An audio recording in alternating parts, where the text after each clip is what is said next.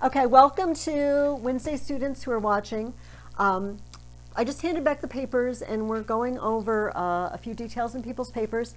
This one is one that one of my Tuesday students, I asked them to mention to the class, and if I have her seal of approval. I will read what she put. Okay. Instead, he stayed near the harbor where the Achaeans' large quantity of vessels were docked, missing Briseis. I'm going to say that again. Instead, he stayed near the harbor where the Achaeans' large quantity of vessels were docked, missing Briseis. Now, I know what she means. We all know that it is Achilles who is staying by the docks, missing Briseis. But do you see that she put it at the end? So it says, a large quantity of vessels were docked, missing Briseis. And now suddenly the vessels are missing Briseis. The vessels are docked, missing Briseis. And this is another one of these. It's related to the concept of the dangling participle. A participle or a comment that is out of place. It's not describing the thing it's next to. So we can correct this by saying, instead, missing Briseis, he stayed near the harbor where the Achaeans' large quantity of vessels were docked. But somehow we need to move the missing Briseis as close as possible to the he or the Achilles. Does that make sense? And it happens. Everybody does this at one time or another. It's an easy mistake to make because you're pouring out your ideas and it makes sense to you. You know exactly where it belongs. But your reader, and of course I also knew where it belonged. I did not really think that the ships were missing Briseis.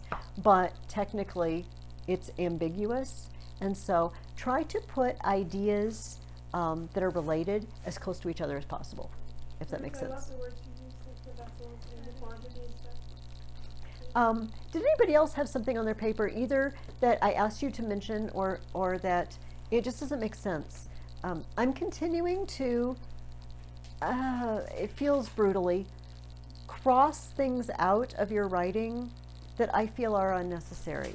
Especially, and the ones of you that are going to suffer from this the most are the ones who are the best with words. I'm sorry, but those students who writing doesn't come as easily or natural to you are really less likely to put an abundance of words in.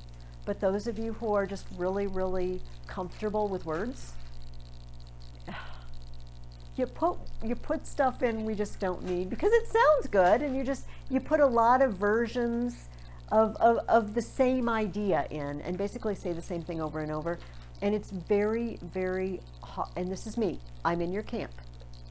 So when I go back and I look at something I've written, I realize, I'm doing it right now. This is a real world application. I'm already starting our documents for the Roman year next year. So I'm reading everything that you guys are going to read next year right now. And I'm making up questions. And I write these questions out, and then I look at it and I'm like, I made that question twice as long as it needed to be. Or I read it again and I think, this is very ambiguous because it's just so wordy. I need to be straight to the point so you guys know where I'm trying to lead you and what I'm doing. I do it all the time. And you should see my questions. Like half of it is crossed out when I go back over. Like, no, unnecessary, unnecessary. So I'm not ganging up on you if you get a lot of unnecessaries. Yes? So the first part of mine was like something about, I put that statement, or that quote, but I think like, I guess I was trying to make like a statement, like making this is like my judgment of what should have happened. Can you hand your paper back over to remind me? Just send it down the line. Because I vaguely remember, but see, you guys are the ones I read first. Sometimes on Tuesday afternoon, I start on yours after I go home because I have so many to do, I mean, no offense. That was just poorly phrased. Because I want to just rush right home and read your papers. No, that was, Our papers, we just kind of dive right into them. We're going to Yeah, I understand, Marta. You are one of that camp. All right, too many words. I'm sorry, you're the too many words camp. I'm just going to throw it out there, and so I understand exactly what you're doing with this. So maybe we should concentrate on the, like your rhetorical questions. Isn't that what he did? To excise some of those, just to trim back, because you're good with words, but we just need to start trimming them, and it can be kind of brutal. While we're talking about writing,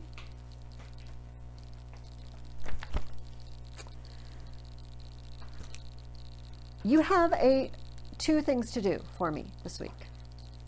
One is another short response summa. And hopefully where I'm going with this question will become obvious to you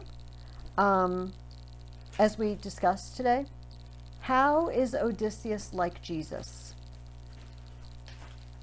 I know, like Raymond's like, what? He's not. How is Odysseus like Jesus? And I'm just going to let that question sit there. And I'm going to try, no matter what we talk about today, I'm going to try not to point out the bad habit of saying, see, this is what I was just talking about. But I'm just going to try to keep my mouth shut, talk about the subject, and maybe you'll make the connection, okay? The second thing we're going to do is we're going to start a new essay. You're not writing the essay this week, ergo you have the summa, all right? Because I told you I wouldn't make you do both in the same week. Write a whole essay and write a summa. We are going to compare and contrast the anger of Achilles and the anger of Odysseus. Which, like, Odysseus doesn't seem very angry yet. Well, he's going to be. You already have seen in your reading this week that he has some serious reasons to be angry. Here, I'm going to unhitch myself for a minute. And go get my board.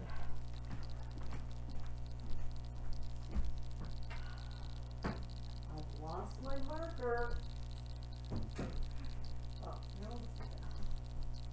How? I bet I brought it over there. Yeah, I think it's actually over here. I think it's by your Oh, yeah, it's book. right there. Oh, okay. I can see it. I have a purple one with one of these sets that came with. Let's see if this shows up on the. Yeah. All right.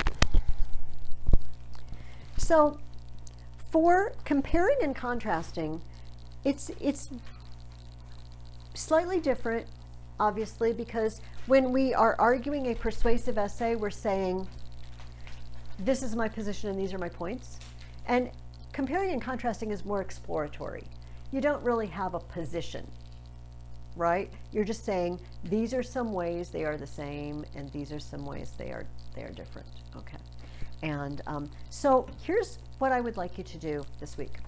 The first step, I don't know if I like purple or not, is the invention stage, right? And we have, in the back of your book, I'm actually going to turn to, our common topics that can help us to jog our minds when we're running out of material. But our invention process is going to look a little different because we're not answering yes or no to a particular question. Here's how I would approach a compare and contrast essay.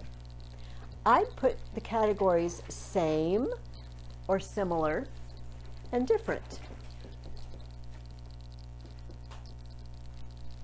And here's just a couple of examples that I might jot down. They are both angry. Someone wants to take something away.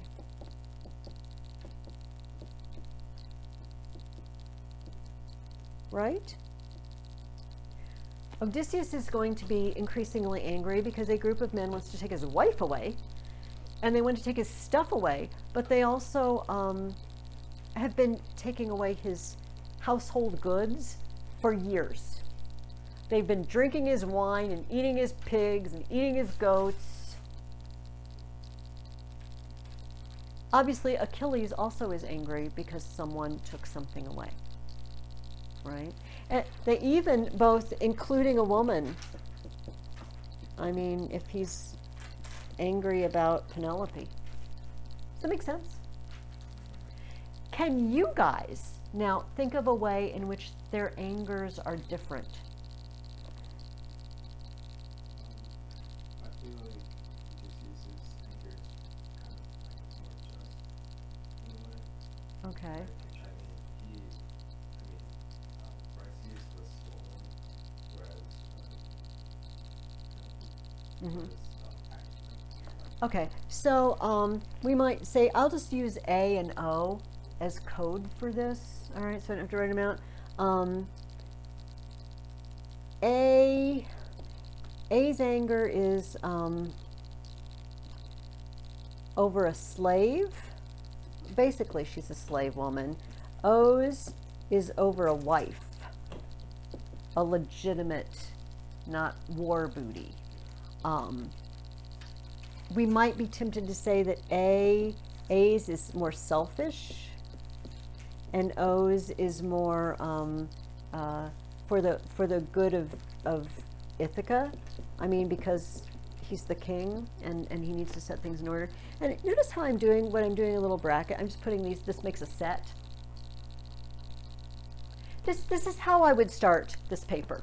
I would just like I do in any invention process, I would ask myself, I already used definition, what is it that I'm discussing? Anger, right? So here's a similarity that comes from definition. What is it? Anger, and it's anger that's going to end in slaughter. They're both involve death. Oh, but you know what? This takes me to a difference. In A's case, there's innocent death. His anger leads to his fellow Greeks dying. This is a spoiler. In O's case, it's the death of the guilty.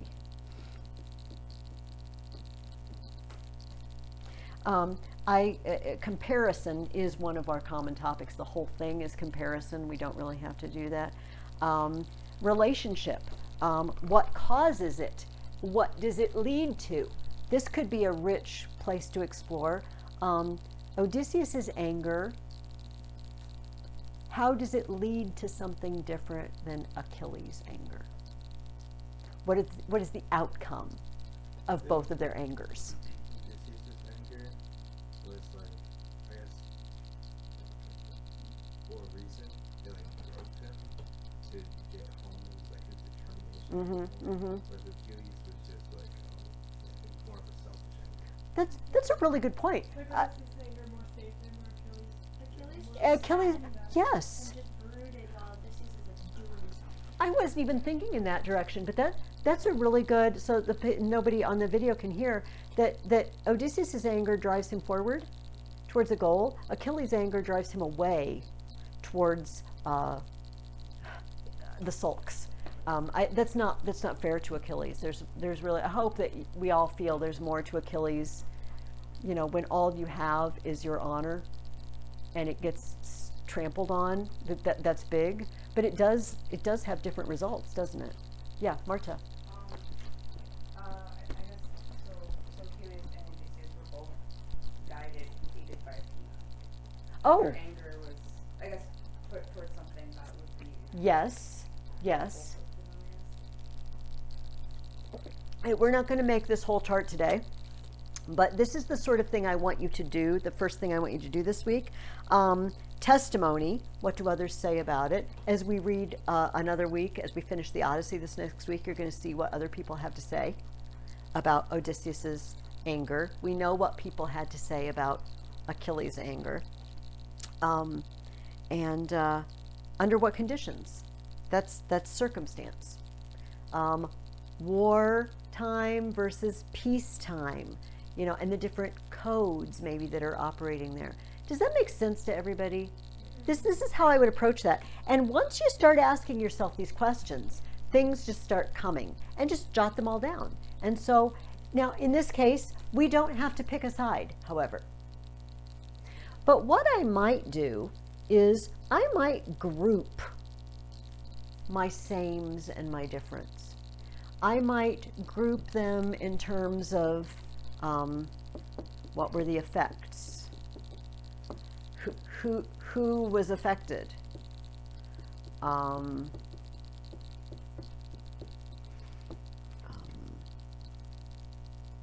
How does it reveal their character?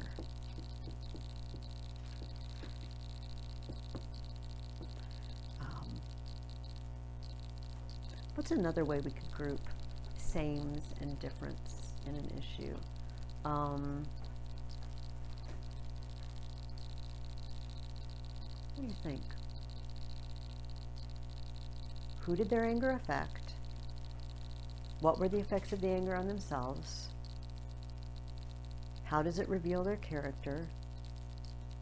Can you think of another good, like, big grouping? If I wanted to compare Bailey to a Chihuahua. Oh, yes, the reasons, motivation.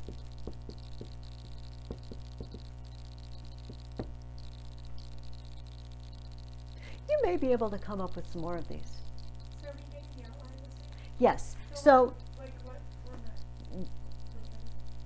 are you, how would we put the outline together? Okay, that's exactly what we're going to do. Can I erase this? I'm sorry, hopefully on the video you can follow along because I said everything. Here, maybe I can do this. And then you could actually just pause the video there and copy that down if you wanted to. So after you get these ideas, we need to arrange it somehow. It's going to have an introduction and a conclusion, right? Because all papers have an introduction and a conclusion. And basically the same things that always go in those go in these. Catch my attention. Give me the backstory. At least you need to tell me maybe who Achilles is and who Odysseus is, and a brief summary of why they're angry. You could probably do that in a couple of sentences. You don't have to tell me Odysseus' entire trip or the entire story of the Trojan War. Not necessary. Give you a list of who died. No, please do not give me a list of the ships. Don't give me the catalog of ships. But the heart of our paper is going to be, I'd like to start with, let's just do 3 body paragraphs.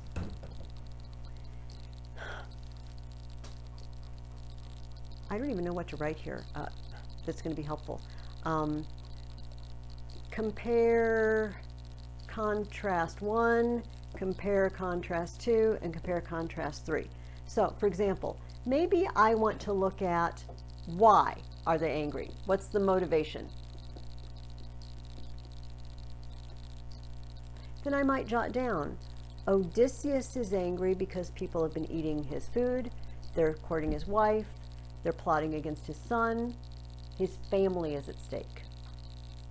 Achilles is angry because his war loot got taken away. He does say he loves her, but she's technically not his wife. People are offering him stuff. People are taking stuff away from Odysseus, they're offering him stuff. Do you see how I did that? And now this is kind of a nebulous, I see Helena's going, I don't really understand. So I chose, hey, I'm going to compare why they're angry. And then basically I'm just jotting down notes to myself, why are they angry? And would we say this is probably the same reason or different reasons? Different reasons. So it's going to be a contrasting one, isn't it? I'm going to be contrasting, hey, this is why Odysseus is angry, and this is why Achilles is angry. And they're not the same reasons. One cares about things, it's not fair exactly, but I might say, one of them cares more about his own personal honor and glory, and the other cares more about the good of his family and the good of the people of Ithaca. And I would be highlighting their motivations are different. Does that make sense to everybody? I hope, Adriana, does that make sense? So then I might Pick another thing that I am really interested in, maybe the effects. How did this affect other people? Well, there's lots of death. In both cases, there's going to be a lot of death. And I could say, hey, that's the way that their anger both lead to death. But in one case, I feel like the deaths are the guilty. In another, I feel like they're more the deaths of the innocent. I might choose to look at, I can't even remember already what I wrote down at the bottom. A motivation, how they affect other people, the effects on themselves. How does it reveal their character? What kind of people does it reveal them to be? They both lose their tempers. They really seriously lose their tempers. Do I see one of them being more self-controlled in that than the other one? Or do I not? I don't want to give an answer to that because I want there to be something left for you to think about, okay? Does that make sense, Helena? Unfortunately, this is another one of these. It's not a science, it's an art. And I can give you instruction in it, but only so far. But then you kind of have to use your imagination and let it go. Yeah, it makes sense. One thing I would say, if I'm assuming you're going to find some similarities and some differences, all right? But, you know, if two of these areas you think, oh, these guys are carbon copies of each other, you know, you could put those paragraphs next to each other and then the contrast one. In this case, you're probably not going to. I feel like we've already found a lot of differences and not a lot of sames. But that's what I would do. I would take an issue, their personal character, the reasons they're angry, the effects of their anger on other people, the results of their anger in the long term. I would pick 3 of those issues and I would compare how are these men the same and how are they different. And then I would maybe wrap it up by saying which I think predominates. Are they brought together more by their similarities, or are they separated more by their differences? Do I find them more similar to each other or more different from each other, even though these are 2 angry men? Are we okay with that? Now, obviously, I'm not asking you to write that this week. So if you come back next week with your questions, like I am having trouble, I do not know how to organize this paper, then bring it. Bring what you got, and we'll go over it together, okay? Because this is another, unfortunately, you know, the persuasive essay is really good, but we're not always writing to argue a side. Sometimes we're just exploring a topic, and this is more of an exploratory, digging in. Are these guys the same in any way? And in what ways? And is their similarity more significant than their differences or not? Okay? So work on that this week, but we will spend some time next week. And for you guys who are watching this at home, bring your outlines, bring your ideas to class next week, and we will discuss it and help people shore it up, okay? All right, awesome. Okay, I'm actually going to leave this here. And I would like you guys to open up your reading guides to page 27. I promised that last week. I promised you I would bring that this week. I'm going to put this, you can see this at home. And then I'm going to pass this around. This is Mycenae. Remember I told you that Heinrich Schliemann, after he excavated Troy, went over to Mycenae and he found that Mask of Agamemnon that I brought last week. And he also excavated the gates and the walls of the town, the Mycenaean area. The Mycenaean era town that was destroyed maybe by invaders. I just want to know, they call this the Lion's Gate because thank you, up above the gate, the main gate, they have no heads anymore, all right? But they're lions, 2 lions sitting there. You might say, how do they know they're lions if they have no heads? These lions are 9.5 feet tall. Oh my. Okay, so here I will send this around just to note. So these are enormous blocks of stone making this gateway. Unfortunately, a lot of pictures they'll have somebody standing there, and it's helpful, but that's the one I made, so it doesn't have a guy. 9.5 feet. So they refer to this as Cyclopean. I love this Cyclopean architecture because it's like the Cyclops built it. That's literally, they call it Cyclopean because, like, yeah, they brought Cyclopses in to build this thing. I don't think they actually believe that's true. But yeah, so Mycenae, unfortunately, was not on our list of places we went when I went with my son. It was over in the Peloponnese, you know, and it was just too long of a bus ride for how long we had. But if I get to go back, Cyclopean architecture. And then I can get a picture of me standing in the gateway. I was like, yeah, which makes it look even bigger because I'm so short, right? Just have my dad saying this, those lines are like 1.5 and a little bit over a half of my dad. The camera over. Oh, yeah. Thomas, can you see the beautiful artwork? You can also Google it, Thomas. Google Lionsgate Mycenae. I can see a blurry art. Here, look, your homework. What have I done with my water? So this is not it. water. I have no idea what I'm looking at. Okay, Thomas, after we're done, Google Lionsgate Mycenae. Okay, Lionsgate of Mycenae. Yes. Also, Oh, there's my what was water. The question was, how is Odysseus like Jesus? Yes. I know, just confirming that. Okay, and by the way, this summa may be a little on the short side, but there is material for it, and it's gonna burst into life as we have our discussion. I promise you. Okay, so I don't think he agrees. Oh, can I have my map of Greece?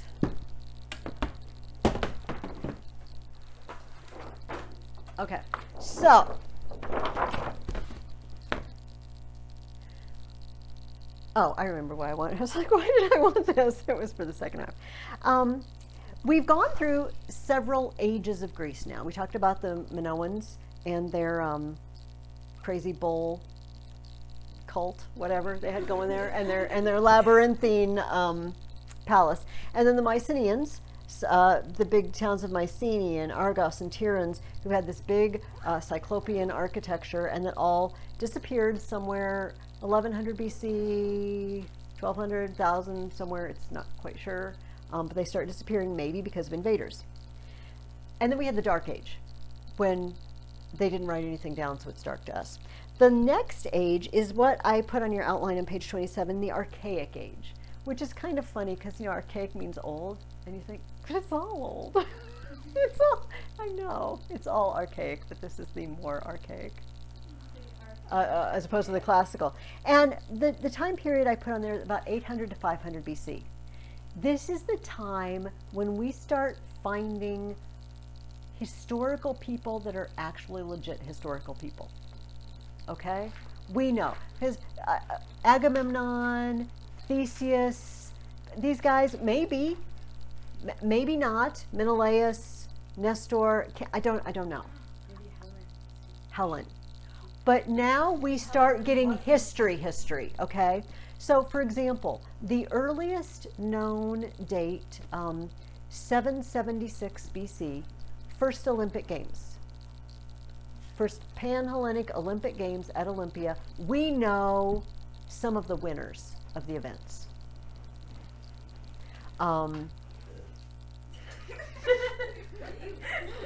Bailey, the St. Bernard just, oh, Bailey, don't. Oh. It's all right, it's all right. But the important thing that happened for us is the development of the famous cities that we're going to spend the rest of this semester, the rest of the school year talking about, most notably Athens and Sparta. And the first thing we need to know about Greek cities, I'm going to sit up here, is that Greek cities aren't cities like our cities. The Greek word for city is polis, P-O-L-I-S, and like Minneapolis, Annapolis, Metropolis, all right? We have polis on the end of our cities. But for them, it wasn't just a city, it was their country. They were a citizen of that polis, not of Greece.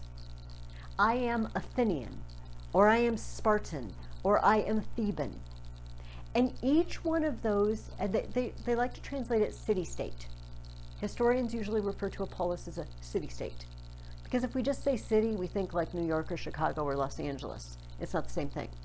It's like if New York and Chicago had their own systems of government and currency and philosophy and architecture and everything, then opened up a can of worms there. So this is the time period when they became what we think of them being later. For example, Sparta, I know you know this, became a military state, right? They were, their lives were devoted to military training and service and living as austerely, as simply as possible. We're going to talk about this more in upcoming. This is just our overview, so we're going to come back and visit this again. But there's a man named Draco who made some laws in Sparta. We'll talk about him again. And basically death penalty for everything. We still refer to laws as being draconian, which means they're really, really strict. They're really, really harsh. But they had another lawgiver named Lycurgus, we'll talk about. And he set the stage for what Sparta was going to become.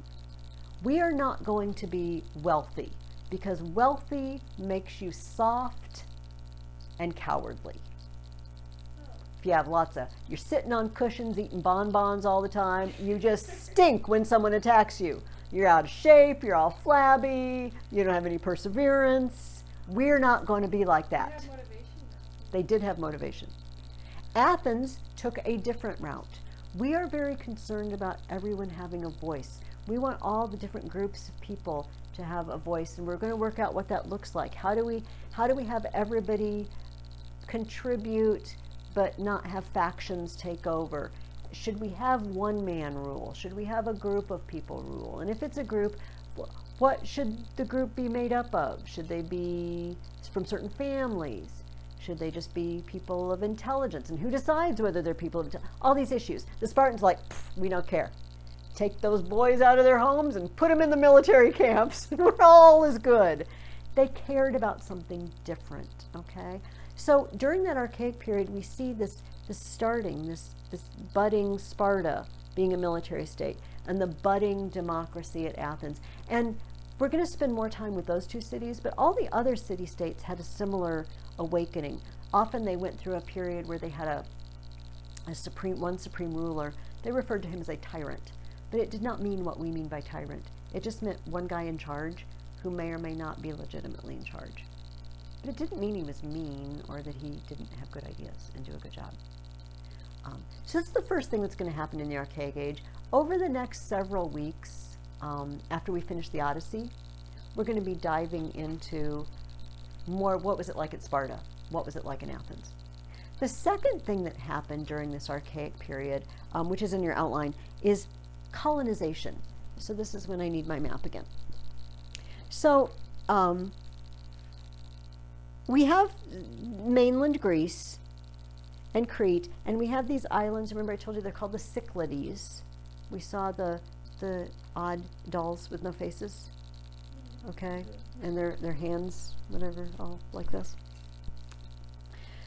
But in the 600s, the early 700s, there was a big rush of Greek city-states sending colonies out. And they sent them everywhere. They sent colonies to Africa, to the north coast of Africa. They sent colonies to Italy, which is not on my map, but Italy, hopefully you can picture it. Italy is very, very close. Like the boot the toe and the heel of Italy are very, very close here. It's not very far at all. They sent colonies this way. They sent colonies up above this Sea of Marmara. There's the Black Sea. They sent colonies up around the Black Sea. They sent colonies to Thrace. They sent colonies all along the coast of Asia Minor and what is today Turkey. Why? Maybe several reasons. First of all, Greece is not a very fertile, spacious farming place. Greece has a lot of mountains that you can't farm. Greece has a lot of rocky places that you can't farm. And there's only so many people that can live there before they start starving. So it was common to just send out a group of people, young, adventurous folks who want to go out and make a name for themselves somewhere else. And they sent them out. That goes along with overcrowding and desire for land, the other 2 points I put there. There's just not enough room for all of us. Now, a colony was bound to its parent city-state. It was considered, they could run their own affairs, but they were still had a bond, sort of like the American colonies. A lot of people felt like we should, as they're debating the Revolutionary War, but England is our mother. There's that feeling that this home city, whether it's Thebes or Sparta or Athens or Pylos, that's our mother, and we owe them a certain amount of honor.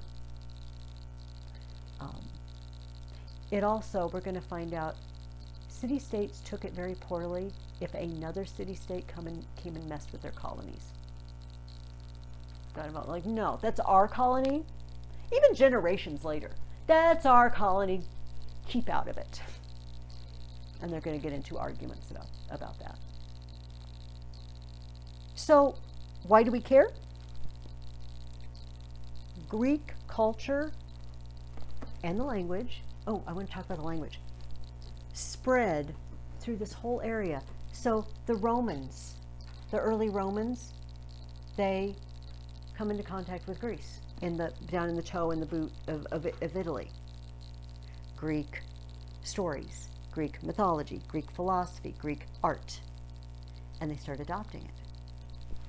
This whole area becomes very Greek, all right, in culture. And I mentioned language. We got to talk about language. I told you that they weren't writing anything in the Dark Age. And that when we see them writing again, they're writing something that is recognizable as Greek, whereas before it wasn't.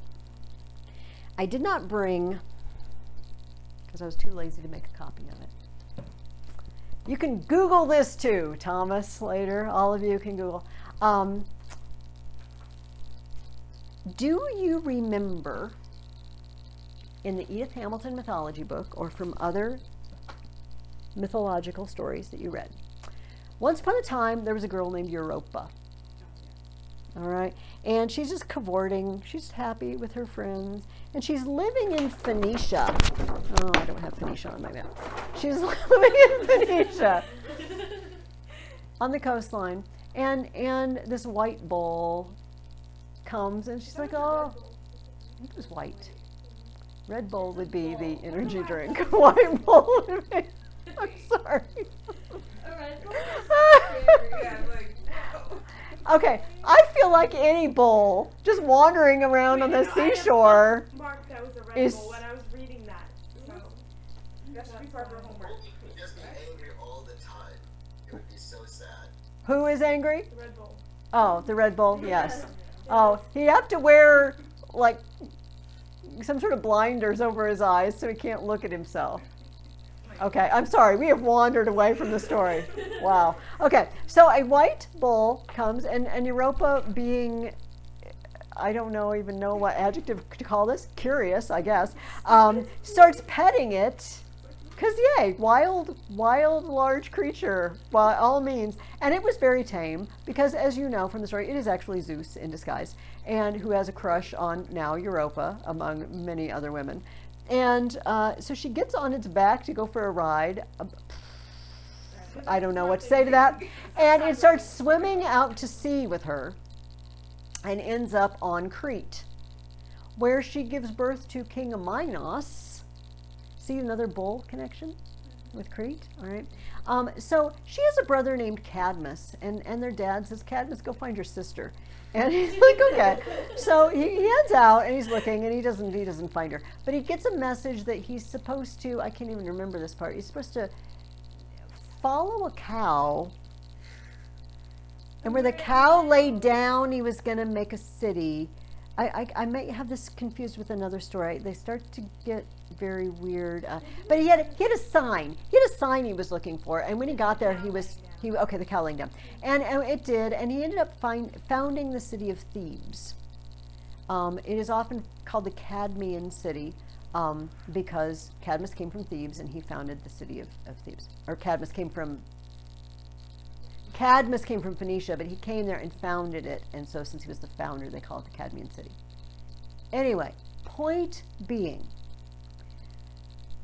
whether or not you believe any details of this story, and I have nothing to say about the belief level, there's no belief level required here for any of this, it tells us that somehow maybe they think people came from Phoenicia and settled in Greece. Okay, that would be the heart of, if I wanted to strip away all the fun stuff and putting garlands on white bulls and riding them out to sea and following cows and all this stuff. The heart of it is, okay, some people came from Phoenicia and they settled in Greece. Interestingly, if you look at Phoenician letters, they are where we get our letters. They are where the Greeks got their letters. The Greek alphabet is Phoenician in origin. It is not related to that linear A and linear B. It is Phoenician. And so once again, another point for the mythologists who, weird as their story may sound, apparently had a kernel of truth in there. Somebody came from Phoenicia and brought that alphabet. Was it Cadmus in Europa? I don't know.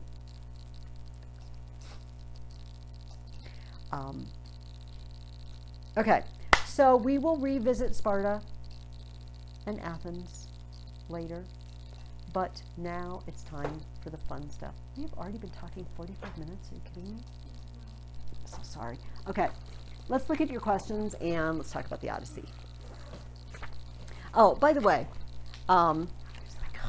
she always has one more thing. I have another poet for you. We are not, this is just for on your own, honor system, whatever. In week 8, before your questions, I have given you 2 odes from Pindar. Pindar is another one of our historical poets, like Archilochus and Sappho. We know he was a real guy, and we know he wrote a lot of poems. His specialty was writing poetry celebrating victors in athletic contests. And there was the Olympic Games, but there were a bunch of other games. All right, I gave you one here from the Nemean Games, Olympian 11. So obviously that's from the Olympics. Nemean 6 is from the Nemean Games. I think those were in honor of Hercules. And he wrote, you could hire him. You could hire him to write a poem for you if you were a victor. I know, like you could commission a poem. And we have a lot of them. They tend to be long. I picked a couple of short ones. That's why I put these in here, because they were on the short side. And they tend to celebrate mythological connections of their family, or their city, and how wonderful their family is, and how wonderful their city is. But I just wanted to give you a taste. If another victor got a longer poem than you. Maybe. Look how special you are. Maybe the Pearson with the longer poem, though, like everybody would get bored with that. I like that one's too long. I like the short one better. It's about the person. So. I guess so. You're like, Maybe, I don't know. You're not selfish to commission someone to See, write I a poem feel and make like it long. the question we all should ask is, was the length based on money?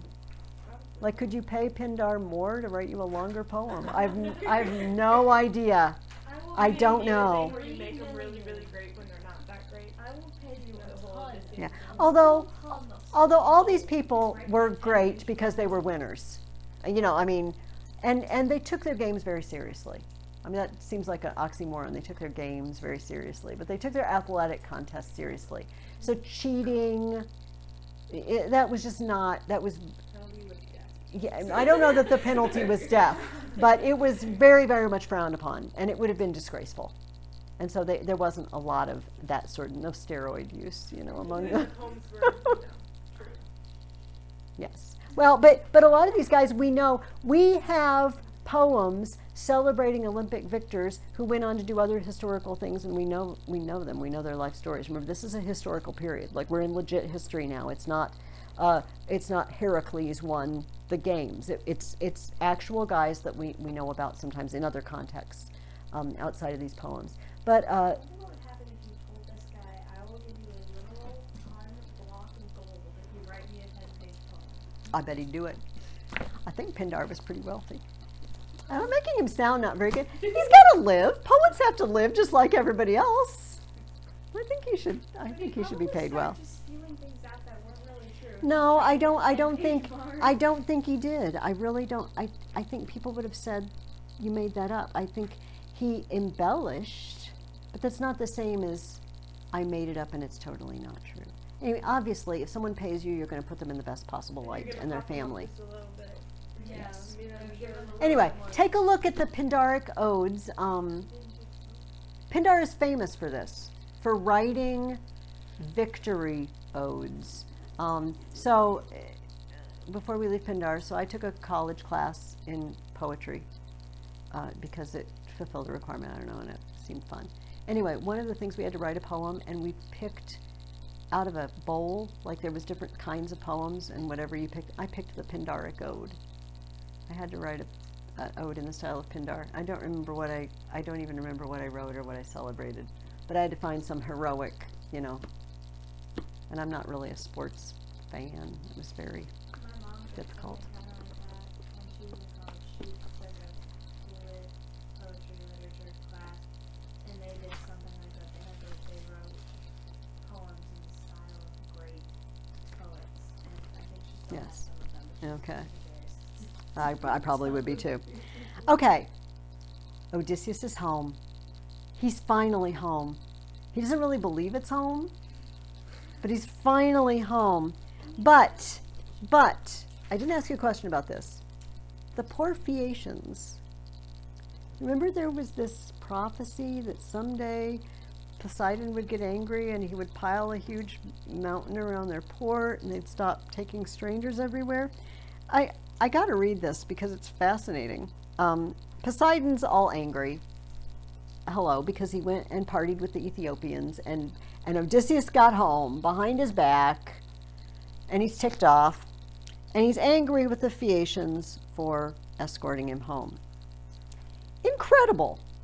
Zeus, who marshals the thunderheads, replied, Earthshaker, you with your massive power, why moaning so? The gods don't disrespect you. What a stir there'd be if they flung abuse at the oldest, noblest of them all. Those mortals? If any man, so lost in his strength and prowess, pays you no respect, just pay him back. The power is always yours. Do what you like, whatever warms your heart. Just pay him back. If you're ticked off, just pay him back. And he says, I'm going to crush their ship and then pile a huge mountain around their port. Zeus, this is his reaction.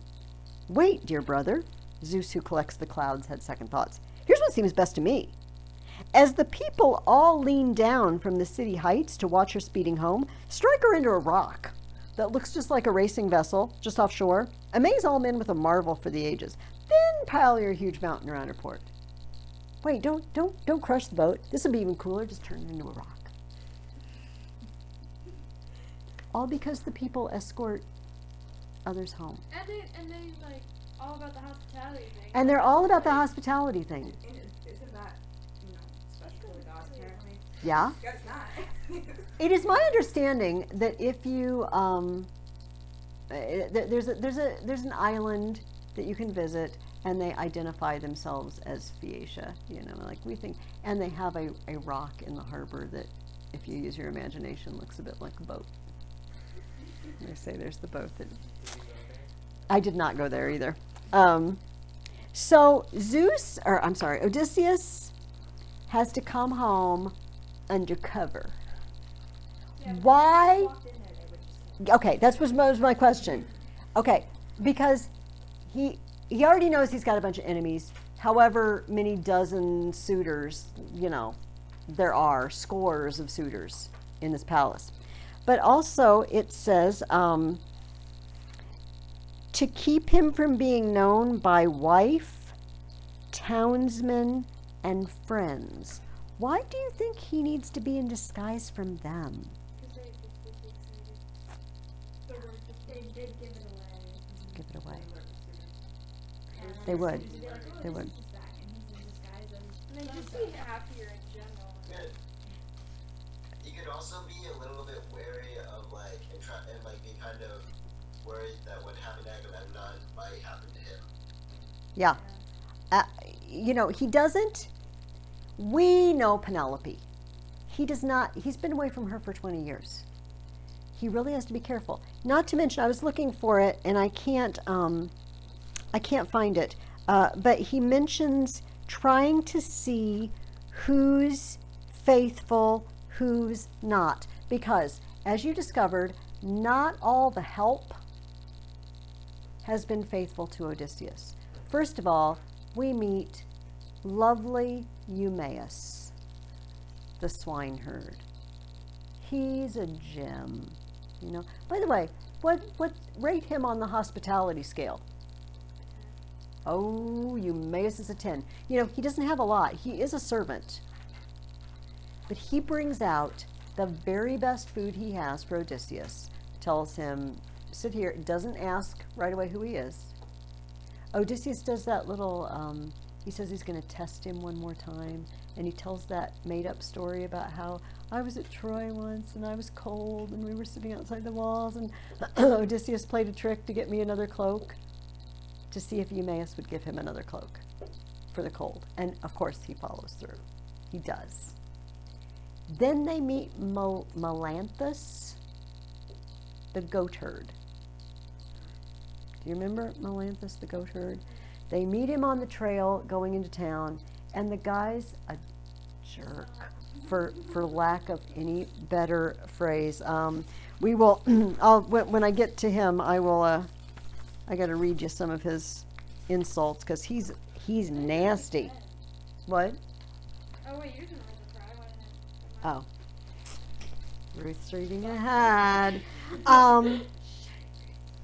Oh, I'm looking at the wrong series of questions. I was about to blow the lid off something you haven't read yet. So that was the first question, wasn't it? Why does he need to come home in disguise? All of the above. He doesn't know, is Penelope faithful? He doesn't, if his friends and family love him, they're going to be so over the top excited that they're going to let it go, and let it out to his enemies. Plus, he just doesn't know if the help is all faithful. By the way, what do we find out about the servant girls in his household? Some of them have been shacking up with the suitors. After they close it down for the night, they go home with their suitor. Basically traitors. Traitors to Odysseus' household. Who is it that is faithful and who is it that is not? But we meet Eumaeus, and I asked you, how does Eumaeus feel about Odysseus? Here, I'm skipping over. I'll go back to that later, maybe. I got to read this. Here I sit, my heart aching, broken for him, my master, my great king, fattening up his own hogs for other men to eat, while he, starving for food, I wager, wanders the earth, a beggar, adrift in stranger cities. Of course, this beggar sitting right in front of him is his master. He is wandering as a beggar, but in his own city. Eumaeus says this, it's wrong, my friend, to send any stranger packing, even one who arrives in worse shape than you. Every stranger and beggar comes from Zeus, and whatever scrap they get from the likes of us, they'll find it welcome. That's the best we can do. And finally, he's dead and gone. I, leaving a broken heart for loved ones left behind, for me most of all. Never another master kind as he. I'll never find one, no matter where I go. Not even if I went back to mother and father, the house where I was born and my parents reared me once. Ah, but much as I grieve for them, much as I long to lay my eyes on them, set foot on the old soil, it's longing for him that wrings my heart. Odysseus, lost and gone. That man, old friend, far away as he is, I can scarcely bear to say his name out loud. So deeply he loved me, cared for me so deeply, worlds away as he is, I call him master, brother. I wonder how much like Odysseus is like. He must have a huge ego boost after all this. Yes, yes. He's probably like, wow, people don't really think of me as a guy who just kind of walked out on them. They actually love me. Well, yes, but it's really important that, notice, this is the first person he meets. He met Athena. And Athena has to reassure him, yes, you're in Ithaca, and he tells her a made-up story, and she says, you'd have to be a winning, lying cheat to get around you. You're awesome. And she says to him, let's weave together. Let's weave a scheme together. Athena the weaver. But this is the first legit human being that he's met in Ithaca. And Eumaeus passes the test. Yes, I would fight on Odysseus' side. Yes, I love him. Yes, I miss him. Yes, I'm faithful. Which is, you talk about ego boost, like a boost to his morale.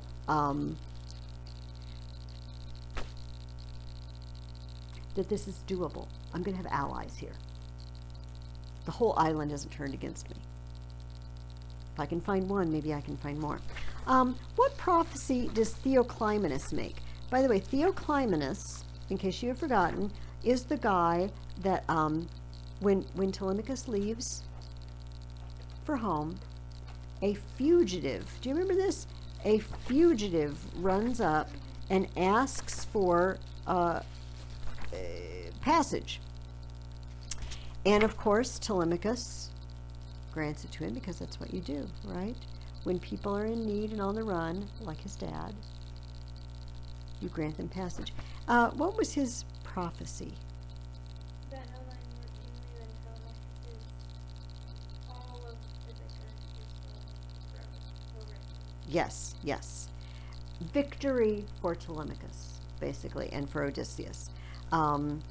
They even see an omen as they're leaving, and Helen interprets it.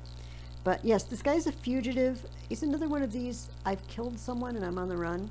This seems to happen a lot. I've killed someone and I'm on the run. And trying to find that section that Ruth just told us. I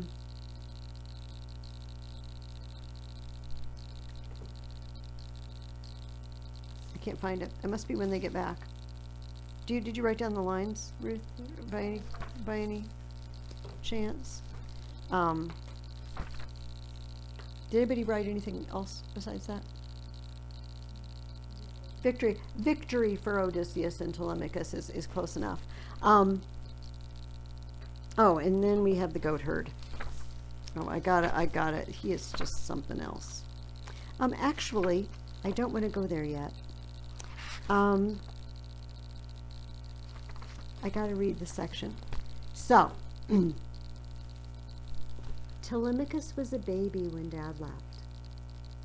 I never remember Dad. Remember, I have all these fears. I being Telemachus. Am I really his son? Do I really measure up? And is he really ever going to come home? Menelaus, that old man of the sea, he says he's still alive, but I don't know. I've heard so many stories. I've heard so many people over the years. They come and visit Ithaca and they say, oh, I saw him. Oh, I think he's coming home. Now give me something for my good news. I don't know who to believe anymore. Odysseus is sitting in Eumaeus's hut, and in walks Telemachus. And Eumaeus greets him like this. Straight to the prince he rushed, and kissed his face, and kissed his shining eyes, both hands, as the tears rolled down his cheeks. As a father, brimming with love, welcomes home his darling only son in a warm embrace, what pain he's borne for him, and him alone. Home now, in the 10th year from abroad, so the loyal swineherd hugged the beaming prince. He clung for dear life, covering him with kisses, yes, like one escaped from death. It's another one of those weird similes. Eumaeus greets Telemachus like a father greets a son after the son's been gone for 10 years wandering. But the father is the one who's been gone for 10 years wandering, and the father's actually sitting right there, and neither of them knows it.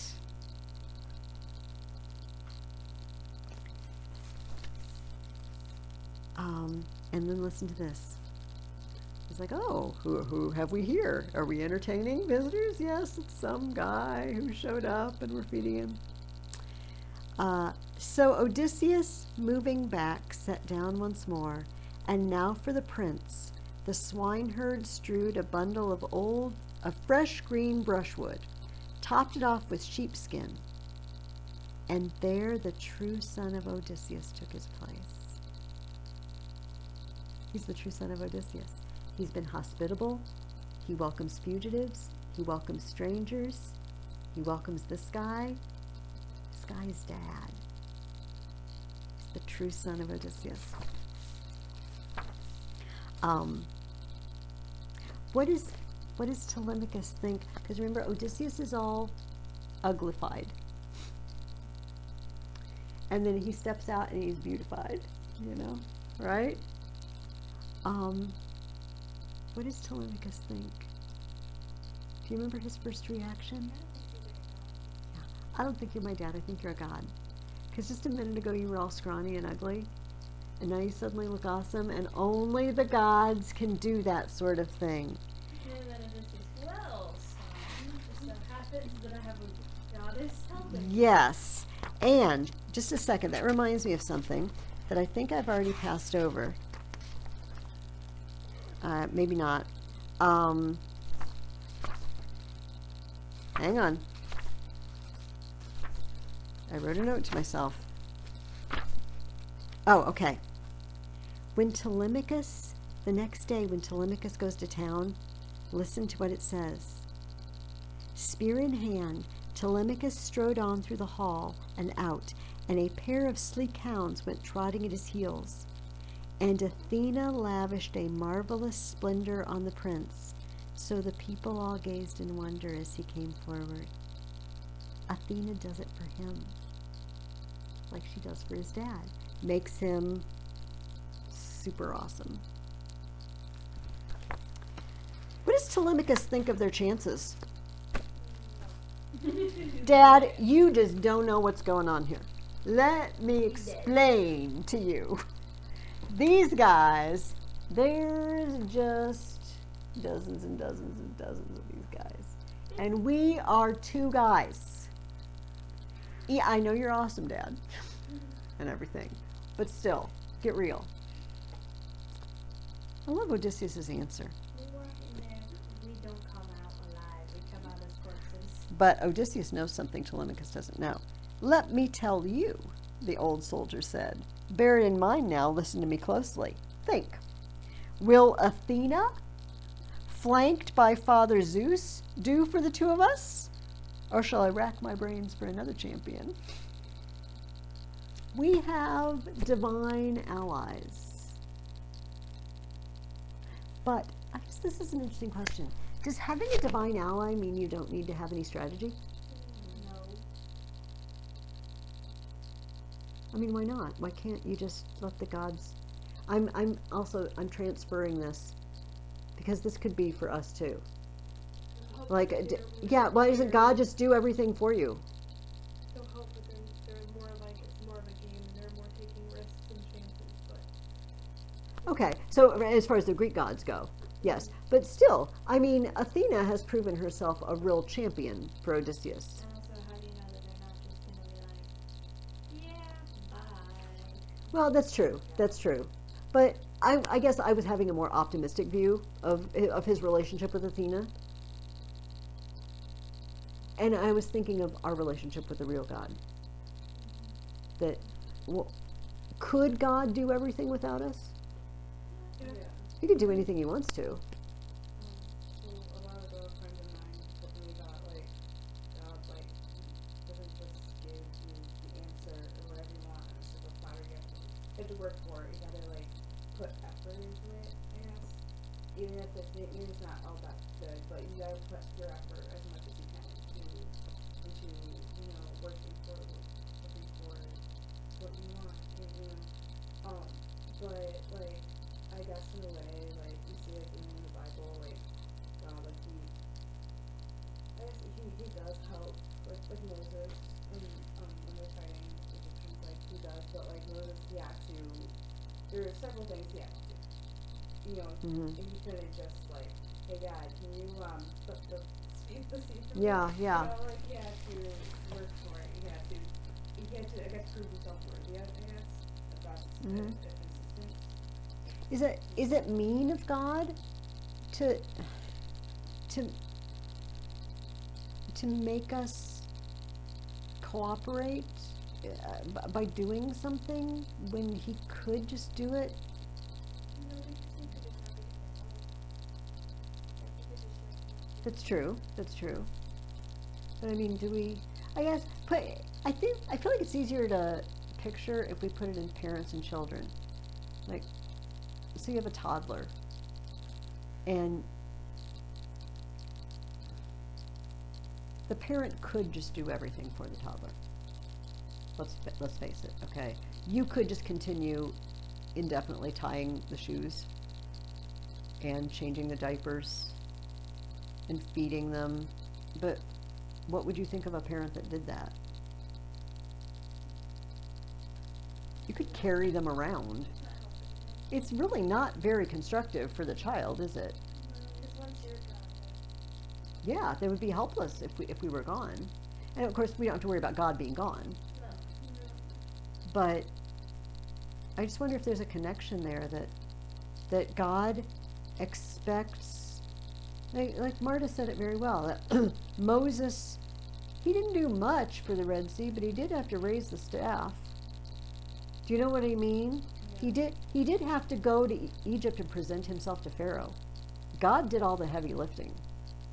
But Moses had to go and stand up there and say the words, "Let my people go." That was required of him, yeah. Also, I think it shows like surrender to God's will and having faith in Him. Mm. Like working for like oh yeah, like I believe that this will happen if this is your will. Mm-hmm. Accepting Him. Plays a huge role, I think, in prayer. Mm-hmm. Yeah. Mm-hmm. Do you think Odysseus has faith in Athena? Like in the way that, I mean, not exactly the same as what we'd say faith in God, but does he really seem to believe she's not just gonna disappear like she did on Hector? I mean, he seems to me, but he still needs to strategize, doesn't he? He doesn't say to Telemachus, "We'll just march in there and just put our feet up and let Athena kill them all." There's still going to be risk and danger for him, and he still needs to I strategize. also feel like with Athena, if Odysseus and Telemachus just walked in against the wall and watched Athena kill them all, that wouldn't really do anything for Odysseus as king. Mm-hmm. It would make him look like he had to depend on the gods to do everything for him. And then people would be like, that king isn't very strong if he has to have Athena do everything Yeah. for him. But I guess that's true because Odysseus is working from that Greek heroic mindset, but we as Christians aren't. And so we don't, that isn't our attitude towards, I'm going to say helping God. I don't mean it that way, but you know what I mean. Cooperating. It doesn't give us, oh, see how awesome I am. I helped do this. It's probably more growing in virtue, because you really don't grow in virtue unless there's like, I mean, it depends, but like hardship really Okay. helps you to grow in virtue or having to like accomplish something. It's kind of like doing the mind game with Venus. Yes. Cooperating, growing virtue. I wonder if Odysseus has grown in virtue. I mean, this is an unanswerable question because we really don't know him. We know that he pretended to be crazy because he didn't want to go fight in the Trojan War. But that I don't know that that's condemnable. Do you know what I mean? If he thought it wasn't a just war, or he thought it's not my fight. It is condemnable though because he promised that he would. Well, if he, yes, because he was one of Helen's suitors. Yeah, He didn't end up breaking up, but he tried to break it up. I guess he did try to break it up. Which, if he had a choice, he would have broken it up. He didn't have a choice. This is true. Those did have a set. But he still Okay. made the oath. Yeah. Don't make the oath next time. I mean, if Helen really matters that much to you, then. I guess maybe that's just part of his character, but now it looks like that. Like he's kind of sitting back when the gods do their magic without, because he doesn't feel like he should really be doing anything because God's got it under control, you know? I mean, now in the Yeah, like. well, except he's still strategizing with Telemachus. Like he says, the whole strategy of now you go in there and remove the weapons from the walls. You know, like to say, use some excuse that they're getting tarnished and everything from the wood smoke, but we really just need to remove so that no weapons are at hand when the big day comes and they can't grab something off the wall. I don't know. I mean, I'm not sure these are answerable questions, but I just wonder if suffering, he's the man of pain. He's the, it's like Jesus is the man of sorrows and acquainted with suffering. Hint, hint. He's also a king who's returning, but his own do not receive him and they do not know him. Anyway, just saying. Sometimes the king comes back, but he is unexpectedly, and he is not received. Okay, Melanthius. Was this in Melanthius or Melanthus? I can't remember. I got to mention this. Penelope, we see her several times, and she's always described the same way. She comes downstairs, periodically. She's upstairs crying, and then she comes downstairs and says something, and then she goes back upstairs. And it says, that luster of women, once she reached her suitors, drawing her glistening veil across her cheeks, paused now where a column propped the sturdy roof. And then she starts yelling at suitors.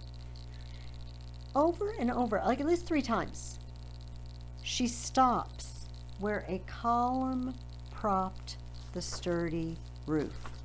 Why? Right there. It's like because she's tired and she needs something to lean on. That's not the answer I want. I guess it makes her look more, Okay. Okay, I'm gonna talk business now, right? What Something like strong by you or like at your back or what do columns do? What do pillars do? They hold things up. It's supporting her. What's Penelope supporting? Odysseus. The whole household. Like she's holding it together. She's the support. Was Clytemnestra a support? Clytemnestra, what would be the opposite of a column? A booby trap. Yeah. What would be the opposite of a column? She supported for about 2 seconds, and then she saw Agamemnon's brother, and she's She's like, an earthquake. Yeah. She's an earthquake.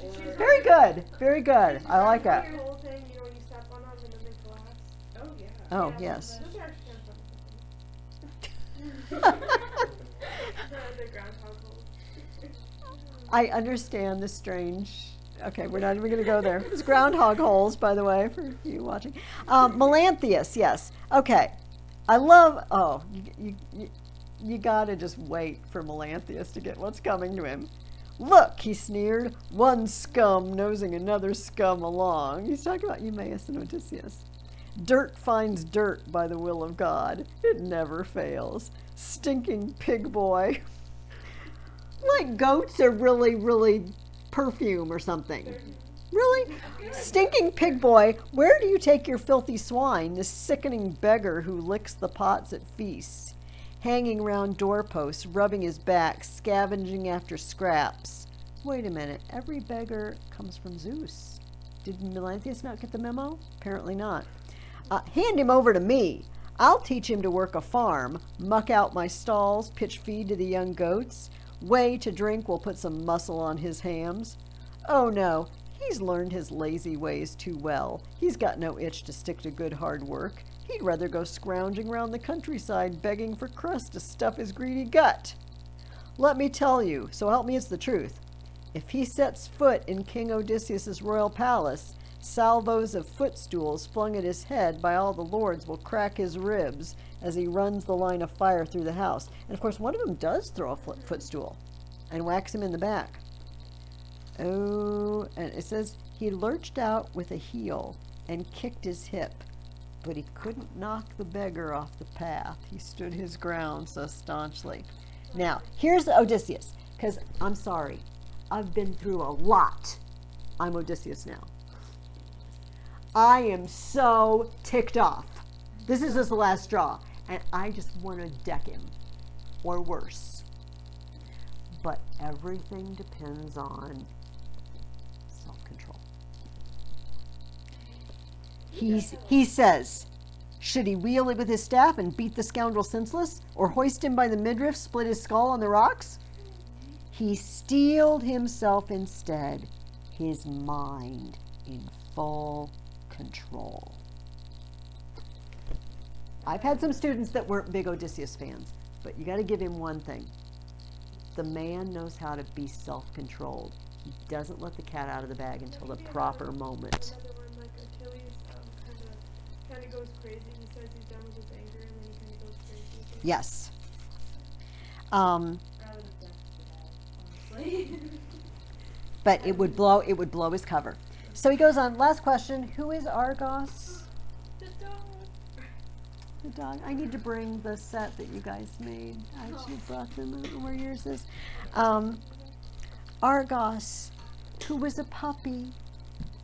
Oh, He was a puppy. I don't know. Use your imagination. Fill in the blank with any kind you love. And he was the great hunting dog, and now he's just like laying neglected, and he's all flea bitten. He's laying on a pile of dung, and no one cares. He's probably got ticks, and he thumped his tail. The moment he sensed Odysseus standing by, he thumped his tail, nuzzling low, and his ears dropped, though he had no strength to drag himself an inch toward his master. Odysseus glanced to the side and flicked away a tear, hiding it from Eumaeus. And he asked, well, it seems like a nice dog once upon a time. Was this a good hunting dog? But with that, he entered the well-constructed palace, strode through the halls, and joined the proud suitors. But the dark shadow of death closed down on Argos's eyes the instant he saw Odysseus 20 years away. I know. but the thing is, he was waiting for his master. He was waiting for his master, and now he's released. So, Odysseus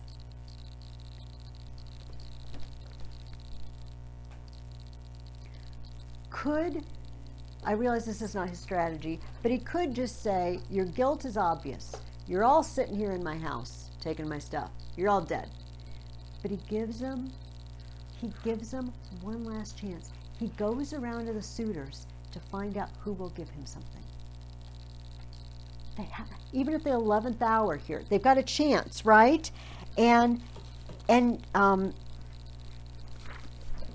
he says, so we can test them, tell the innocent from the guilty.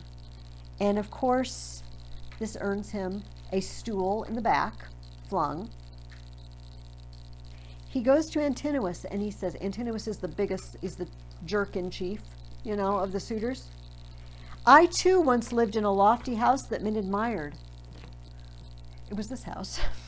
Rolling in wealth, I'd give often to a vagabond like myself. And Antinous isn't buying it. There's another guy, he sees that he's not as bad as the rest. Do you remember this? And he tries to give him a chance. It says, no, it's in the next book, and I don't have time to find it. He tries to take him aside and say, you don't want to throw in your lot with these guys. What if Odysseus comes home? People are going to suffer. And it says he agreed. He didn't like the way the suitors were acting, but it was too late for him. Fate had already chosen him out. Odysseus says to the suitors, it's been my lot to suffer what he suffered. Yes, it has, because I am him. And book 17 ends with this comment. The day was over. Dusk was falling fast. Party time's almost over, gentlemen. Night's a-comin'. And you're all going to pay. So, we left off with this very strange battle between a beggar. He's like a beggar, a resident beggar. Fist fight between Odysseus and a beggar. We read that book, right? How does it end? Odysseus takes out the beggar.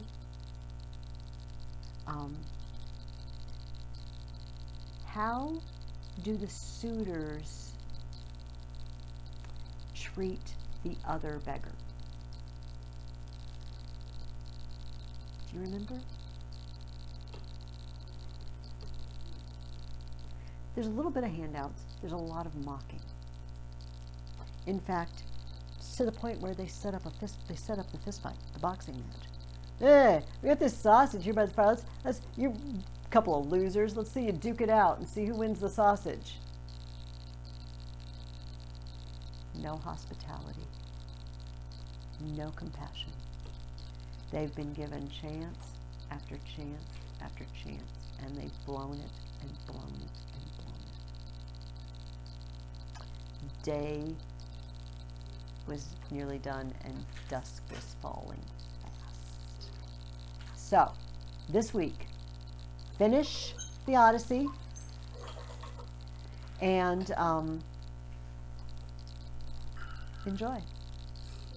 It's very satisfying to see bad guys get it, isn't it?